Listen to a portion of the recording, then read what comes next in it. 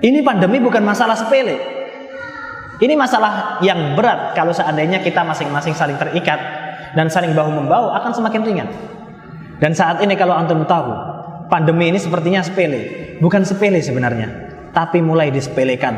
Kenapa? Manusia sudah mulai capek, mulai lelah untuk menganggap ini adalah suatu hal yang berat. Akhirnya menyepelekan. Sebenarnya bukan hal yang perkara sepele.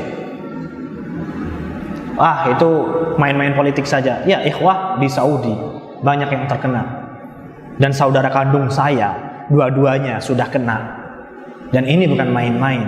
Ini untuk mengingatkan masing-masing dari kita yang merasa ini adalah konspirasi pemerintah. Ya ikhwah, di balik konspirasi, Islam tetap memberikan peringatan bahwa kita harus bersiap-siap.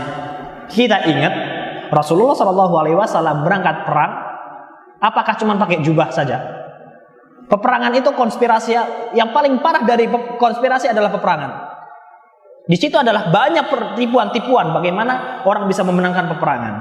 Apakah Rasulullah ketika berangkat perang, ini cuma konspirasi, ana berangkat dengan perlindungan Allah, ana sebagai Rasulullah berangkat tangan kosong? Enggak. Rasulullah tetap berangkat dengan pasukan lengkap, dengan senjata, bahkan double baju perangnya. Oke lah, kalau memang ini adalah konspirasi, maka Islam memerintahkan kita untuk selalu menjaga diri kita dalam hal kesehatan dan keyakinan kita. Dalam hal nasihat, Rasulullah SAW memperingatkan hati-hati. Jangan menganggap bahwa ketika kita menasihati seseorang itu adalah kita menolong dia. Karena masing-masing kita itu yang punya rasa empati untuk orang lain sangat sedikit di antara kita. Bahkan bisa jadi kita punya, tapi kita malas untuk melakukan. Maka di sini yang perlu digarisbawahi dari nasihat Rasulullah SAW. Ketika kita menasihati saudara kita, itu kita nggak sedang menasihati orang lain, bukan kita sedang memberikan orang lain, tapi kita sedang menjaga diri kita dari kerusakan.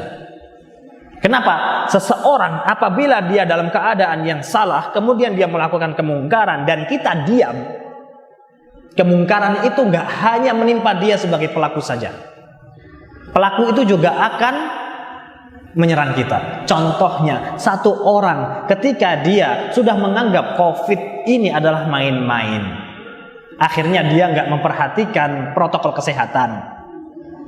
Kemudian dia wal'iyadzubillah, qadarallahu ma syaa fa'al, kena.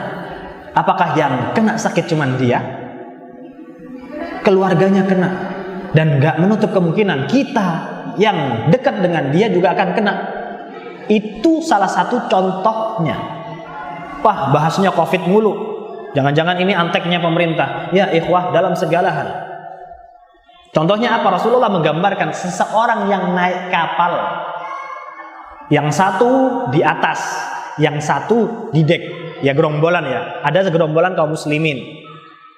Bukan kaum muslimin ya, wallahu alam ya, manusia lah. Ini yang digambarkan Rasulullah dalam hadis masyhur, hadis Safinah. Gerombolan ini mereka berundi. Yang satu dapat di atas, yang satu dapat di bawah.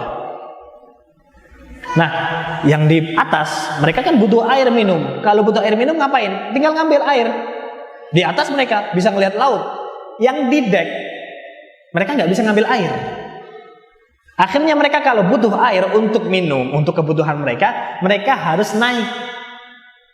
Naiknya itu kenapa? Ganggu yang di atas. Jadi masalahnya kami ini kan penduduk bawah, penduduk dek, kok kita masih ganggu jatahnya orang atas? Kita harus melewati jatah atas untuk ngambil air yang itu kebutuhan kami, kata orang-orang bawah. Akhirnya orang-orang bawah ini punya inisiatif. Lek misale itu kapal tak bolongi sebelah bawah ya opo? Daripada anak ganggu orang-orang atas, saudara-saudara anak di atas, anak tak bolongin kapal yang sebelah bawah aja. Niatnya baik loh ini. Antum bayangkan kalau seandainya dia benar-benar bolongin itu kapal sebagai yang bawah, apa yang terjadi di kapal? Tenggelam kapalnya, bolong. Nah, ini orang-orang yang di atas. Bagaimana seharusnya sikap orang-orang yang di atas? Apakah mereka akan diam? Biarinlah urusannya orang-orang yang bawah. Jangan ikut campur urusan orang lain. Itu orang lain, orang-orang bawah. Kita orang-orang atas, ngapain ngurusin orang lain? Kalau dibiarkan, yang tenggelam bukan orang bawah saja. Semua penduduk kapal di situ, semua penumpang kapal akan tenggelam. Biarin orang-orang bawah mau bolongin kapal, orang niatnya baik. Niatnya lo nggak mau ganggu kita yang di atas. Coba antum bayangkan kalau seandainya pikiran orang yang di atas ini seperti itu. Biarinlah orang yang di bawah itu niatnya lo baik. Jangan ikut campur urusan orang lain, jangan dilarang-larang. Kenapa anak tekankan? Jangan dilarang-larang. Kenapa? Amar ma'ruf harus diikuti dengan nahi mungkar. Amar ma'ruf itu banyak orang bisa. Kenapa? Orang semua ahli maksiat pun, orang jahat pun tahu akan kebaikan. Orang pemabuk parah, Pak, itu ada anak kecil kelaparan, kasih makan. Mau. Karena orang jahat pun tahu mana yang baik. Tapi gak semua orang mau diingatkan, dilarang dari kemungkaran yang sedang dia lakukan. Seorang tokoh agama pun ketika diingatkan Anda sedang bersalah, bisa jadi akan marah. Itulah kenapa mengingatkan, melarang dari kemungkaran itu lebih berat.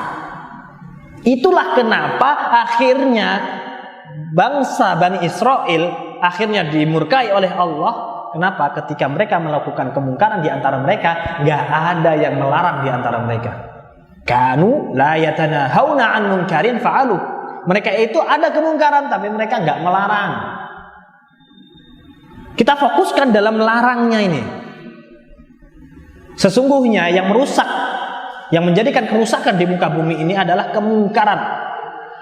Bukan karena tidak ada orang yang melakukan kebaikan, tapi karena kemungkaran. Lalu kenapa orang berlomba-lomba amar ma'ruf saja tapi lupa untuk nahi mungkar?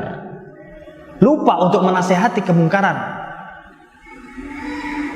Giliran melarang, wah biarin ustadznya aja, biarin kiainya aja, biarin itu dai-nya aja. Giliran dai-nya ngelarang, wah ini orangnya radikal ini ngelarang-larang.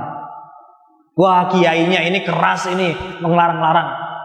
Akhirnya dicari orang yang kalau ngajar agama ketawa ketiwi, materinya lucu, datang rame. Ini dai-nya nggak pernah ngelarang, datang rame. Ada dai-nya berani ngelarang, sepi. Padahal inti dari nasihat adalah menginginkan kebaikan dari yang dinasehati. Dan satu-satunya kebaikan yang paling nampak adalah menghindarkan seseorang dari kemungkaran. Karena yang merusak itu kemungkaran.